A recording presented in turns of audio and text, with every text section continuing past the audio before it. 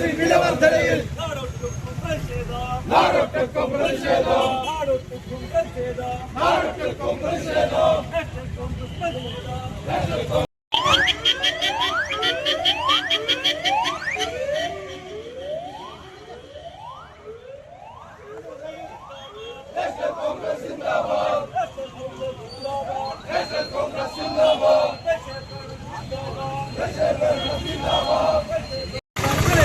മോദി സർക്കാർ തുലയട്ടെ നാഷണൽ കോൺഗ്രസ് സിന്ദാബാദ് നാഷണൽ കോൺഗ്രസ് സിന്ദാബാദ്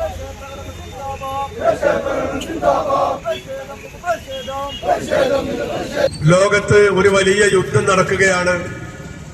ആ യുദ്ധം നടക്കുന്നത് കൊണ്ടാണ് ഇന്ധനക്ഷാമം നമ്മുടെ നാട്ടിൽ അനുഭവപ്പെടുന്നത്. ആയതുകൊണ്ടാണ് വില വർദ്ധിക്കുന്നത് എന്നുള്ള ഒരു തെറ്റിദ്ധാരണ ജനകമായ മറുപടിയാണ് നമുക്കൊക്കെ കാണാൻ സാധിക്കുന്നത്.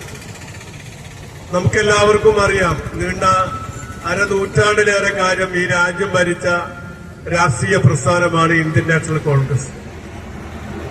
ഇന്ത്യൻ നാഷണൽ കോൺഗ്രസ് രാജ്യം ഭരിക്കുന്ന സമയത്ത് പെട്രോളിയം ഉൽപ്പന്നങ്ങളായാലും ശരി, അല്ലെങ്കിൽ ഗ്യാസുമായി ബന്ധപ്പെട്ടതാണെങ്കിലും ശരി, ഭക്ഷ്യ ഉൽപ്പന്നങ്ങളായാലും ബന്ധപ്പെട്ട കാര്യങ്ങളായാലും ശരി, ഒരു ബഫർ സ്റ്റോക്ക് നമ്മുടെ രാജ്യത്ത് ഏർപ്പെടുത്തിയിരുന്നു.